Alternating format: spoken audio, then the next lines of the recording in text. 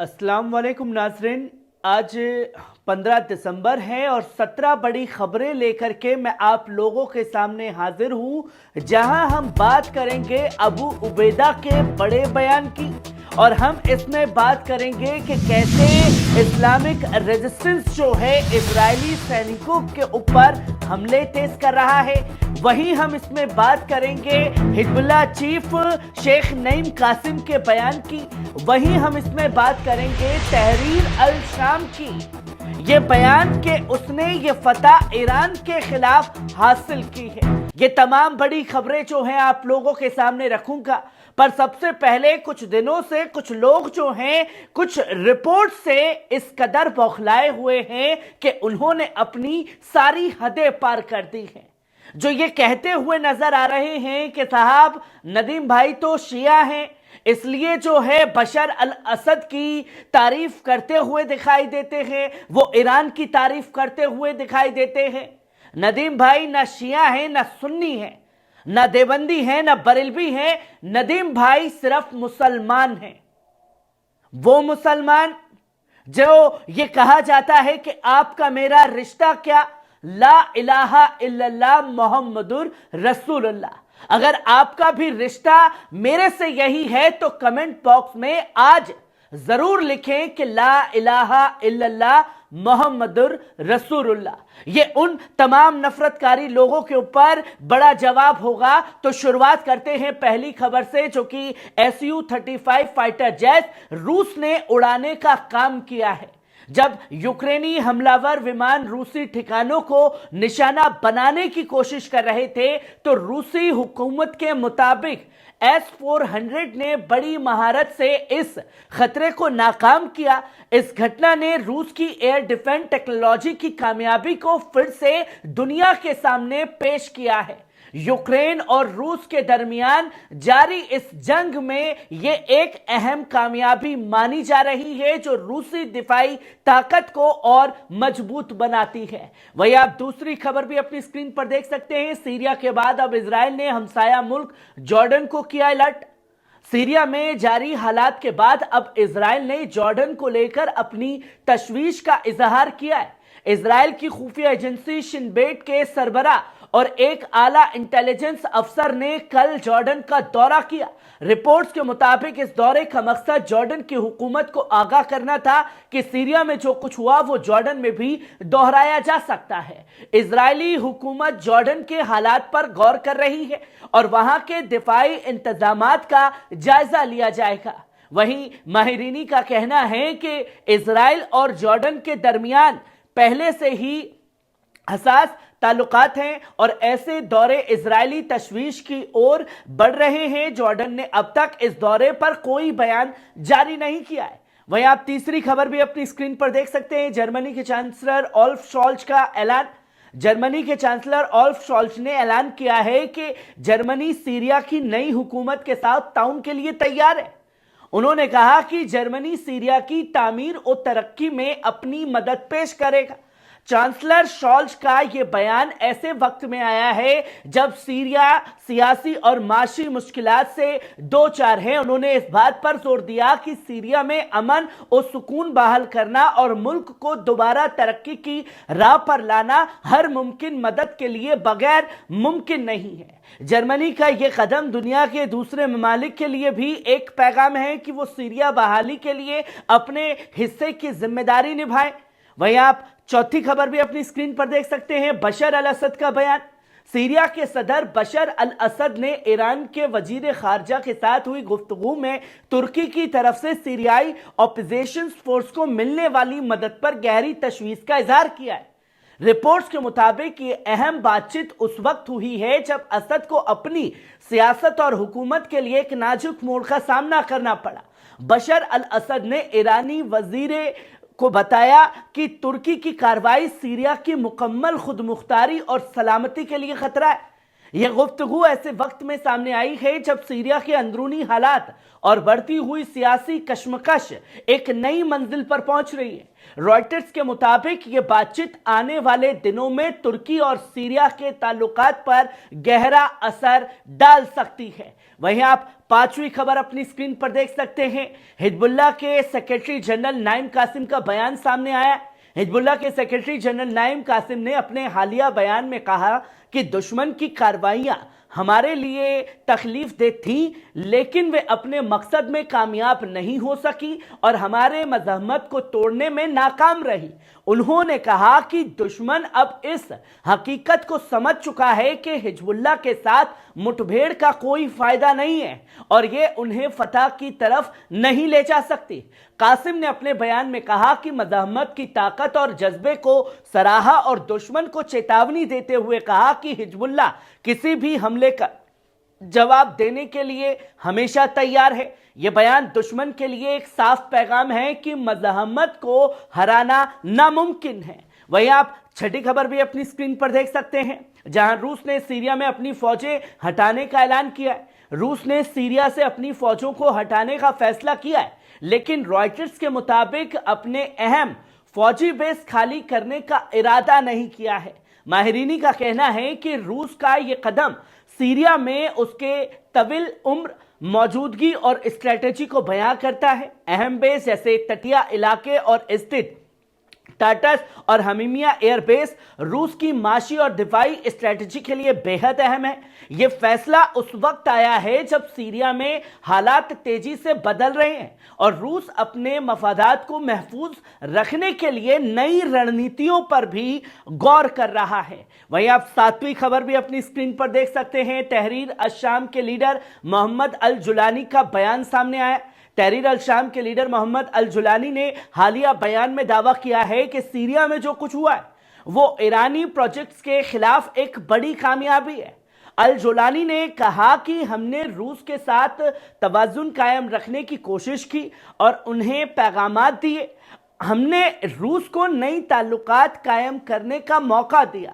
انہوں نے اپنے بیان میں اس بات پر زور دیا کہ سیریا میں ان کی جدوجہد نے معاشی اور سیاسی دباؤں کے باوجود مزاحمت کو برقرار رکھا۔ ماہرینی کا ماننا ہے کہ یہ بیان روس اور ایران کے درمیان موجودہ رشتوں کو چنوتی دینے کی بھی کوشش ہے۔ وہیں آپ آٹھویں خبر بھی اپنی اسکرین پر دیکھ سکتے ہیں۔ ایران نے high power radio frequency generator پیش کیا ہے۔ میڈیسن اور ریڈیو تھیراپی میں ہوگا استعمال۔ ایران نے اپنی ترجیح یافتہ ٹیکنالوجی کا مظاہر کرتے ہوئے high power radio frequency generator کا اظہار کیا۔ یہ آلات مکمل ایران انجینئرز کے ڈیزائن کے لیے تیار کیے گئے ہیں۔ اس ڈیوائس کی مدد سے ہر سال $50,000 سے زیادہ کی رقم ملک سے باہر جانے روکی جا سکے گی۔ اس کے علاوہ یہ جنریٹر طبی روبے خاص طور پر ریڈیو تھیراپی میں استعمال کیا جائے گا۔ ایرانی حکومت نے اس ایجاد کو ملک کی ٹیکنالوجیکل ترقی کی اہم نشانی قرار دیا ہے، جو طبی اور دفاعی میدان میں نئی کامیابیوں کا دروازہ کھول سکتی ہے۔ وہیں آپ نویں خبر بھی اپنی اسکرین پر دیکھ سکتے ہیں۔ شام میں بشار الاسد کی حکومت گرانے والے اوئیگر مجاہدین کا اعلان، اب چین تک لے جائیں گے جنگ۔ اوئیگر مجاہدین نے ایک گروپ نے جس میں شام میں صدر بشار الاسد کی حکومت کے خلاف جنگ میں حصہ لیا تھا، اب چین کے خلاف اپنی جدوجہد شروع کرنے کا اعلان کیا ہے۔ اس گروپ نے دعویٰ کیا ہے کہ شام میں ان کی کارروائیاں ایک کامیابی تھی اور اب ان کا مقصد چین کے خلاف اپنی مزاحمت کو بڑھانا ہے۔ تازیہ کاروں کا ماننا ہے کہ یہ اعلان علاقے میں نئی کشیدگی پیدا کر سکتا ہے، خاص کر چین کے اوئیگر مسلمانوں کے مسائل کو لے کر۔ یہ بیان اس وقت سامنے آیا ہے جب دنیا بھر میں اوئیگر مسلمانوں کے حالات پر گہری توجہ دی جا رہی ہے۔ چین کی حکومت نے اب تک اس اعلان پر کوئی جواب نہیں دیا ہے۔ وہیں آپ 10ویں خبر بھی اپنی اسکرین پر دیکھ سکتے ہیں۔ چین نے مصر کے ساتھ گفتگو میں سیریا کی جنگ کے بعد تعمیر میں شامل ہونے کا ارادہ ظاہر کیا۔ چین نے سیریا کی جنگ کے بعد کی تعمیر اور ترقی میں अपना किरदार अदा करने का इरादा जाहिर किया है। यह बयान मिस्र के साथ हुई अहम गुफ्तगू के दौरान सामने आई है। चीनी हुकूमत का कहना है कि वो सीरिया की बहाली और तामील के लिए न सिर्फ माली मदद देगा बल्कि वहां के इंफ्रास्ट्रक्चर और दूसरे शोबों में हिस्सा लेगा। माहिरीनी का मानना है कि चीन का यह कदम न सिर्फ सीरिया के लिए मददगार साबित होगा बल्कि मिडल ईस्ट में उसकी सियासी और माशी पकड़ को भी मजबूत करेगा। मिस्र ने भी इस कदम का खैर मकदम किया है। वहीं आप 11वीं खबर भी अपनी स्क्रीन पर देख सकते हैं। ऑस्ट्रेलिया ने गजा की जंग में शामिल 2 इजरायली फौजियों के दाखिले पर पाबंदी लगाई है। ऑस्ट्रेलिया की हुकूमत ने गजा की हालिया जंग में हिस्सा लेने वाले 2 इजरायली फौजियों के अपने मुल्क में दाखिले पर पाबंदी का ऐलान किया है। रिपोर्ट्स के मुताबिक ये फैसला इन फौजियों के गजा में इंसानी हुकूक की खिलाफ वर्जी के इल्जामात के तहत लिया गया है। ऑस्ट्रेलियाई हुकूमत ने कहा है कि वो ऐसे अफराद के खिलाफ सख्त रवैया अपनाएंगे जो जंग के दौरान बेगुनाह इंसानों पर जुल्म के जिम्मेदार हैं। इजराइल ने इस पाबंदी को गलत करार देते हुए इसे अपने फौजियों के खिलाफ एक तरफा कार्रवाई बताया है। इस कदम से माशी और सियासी हलकों में गरम बहस शुरू हो गई है। वहीं आप 12वीं खबर भी अपनी स्क्रीन पर देख सकते हैं। रूस और भारत के दरमियान बड़ा मुआहदा। रूस और भारत के दरमियान एक अहम मुआहदा हुआ है जिसके तहत रूस अगले 10 सालों तक भारत को रोजाना 5 लाख बैरल खाम तेल मुहैया कराएगा। इस डील की सालाना कीमत तकरीबन 13 अरब डॉलर तजवीज की गई है। यह मुआहिदा दोनों ममालिक के माशी ताल्लुकात को मजबूत करने की दिशा में एक अहम कदम माना जा रहा है। रूस के लिए यह मुआहिदा उसके तेल के लिए एक बड़ा मार्केट साबित होगा। वहीं भारत अपनी बढ़ती तवानाई की जरूरत को पूरा कर सकेगा। माहिरानी का मानना है कि यह डील एशिया में तवानाई सेक्टर में एक नई मिसाइल कायम करेगी और रूस के दरमियान ताउन को नई बुलंदियों पर ले जाएगी। वहीं आप 13वीं खबर भी अपनी स्क्रीन पर देख सकते हैं। अमेरिकी अफसरों की तशवीश। अमेरिकी अफसरों ने तशवीश का इजहार किया है कि रूस यूक्रेन पर एक और ओरेशेनिक हाइपरसोनिक मिसाइल हमला करने की तैयारी कर रहा है। यह खबर ऐसे वक्त में सामने आई है जब यूक्रेन ने हाल ही में 6 अमेरिकी बनी ATACMS मिसाइलों से रूस की एयरफील्ड पर हमला किया था। रिपोर्ट्स के मुताबिक ओरेशेनिक हाइपरसोनिक मिसाइल रूस के सबसे खतरनाक हथियारों में से एक है जो तेजी और ताकत के साथ दुश्मनों को निशाना बनाता है। अमेरिकी हुकूमत ने इस तशवीश के मद्देनजर अपने हलीफों को सतर्क रहने का मशवरा दिया है। यूक्रेन और रूस के दरमियान बढ़ती हुई ये तनाज़ा एक नई शक्ल इख्तियार कर रहा है जिसमें दोनों जानिब से जदीद हथियारों का इस्तेमाल हो रहा है। ये जंग आने वाले दिनों में मजीद कशीदगी पैदा कर सकती है। वहीं आप 14वीं खबर भी अपनी स्क्रीन पर देख सकते हैं। तहरीर अल शाम ने सीरिया में फिलिस्तीनी ग्रुप को अस्करी ऑपरेशंस खत्म करने का हुक्म दिया है। दोस्तों, हमास को चेतावनी दी गई है। सीरिया में तहरीर अल शाम के फिलिस्तीनी ग्रुप्स को हुक्म दिया गया है कि वो अपने अस्करी ऑपरेशंस को खत्म करें। रिपोर्ट्स के मुताबिक इस हुक्म के तहत हथियार डालने, ट्रेनिंग कैंप्स को बंद करने और मिलिट्री विंग्स को खत्म करने की हिदायत दी गई है। हालांकि इन ग्रुप्स को सियासी और खैराती सरगर्मियां जारी रखने की इजाजत दी गई है। यह कदम इलाके में बढ़ते तनाव और जंगजू ग्रुप्स के खिलाफ तहरीर अल शाम की नई पॉलिसी का हिस्सा बताया जा रहा है। तहरीर अल शाम ने इस फैसले से सीरिया में फिलिस्तीनी ग्रुप्स की मौजूदगी और उनकी सरगर्मियों पर गहरा असर पड़ सकता है। वहीं माहिरीनी का मानना है कि यह कदम इलाके की सियासी सूरत हाल को भी नई दिशा दे सकता है। वहीं आप 15वीं खबर भी अपनी स्क्रीन पर देख सकते हैं। अबू उबैदा का बयान। कसाम ब्रिगेड के तर्जुमान अबू उबैदा ने खुलासा किया है कि इजरायली फौज ने हाल ही में एक ऐसी जगह पर बमबारी की है जहां उनके अपने कैदी मौजूद थे। अबू उबैदा ने कहा कि दुश्मन ने यकीनी बनाने के लिए इस जगह पर बार बार हमला किया जो कैदियों की मौत हो जाए। अपने टेलीग्राम चैनल पर जारी किए गए पैगाम में अबू उबैदा ने बताया कि उनके पास मौजूदा इंटेलिजेंस मालूमात के मुताबिक इजरायली फौज ने जानबूझकर इस हमले को अंजाम दिया ताकि कैदियों और उनके हिफाजतकारों को मारा जा सके।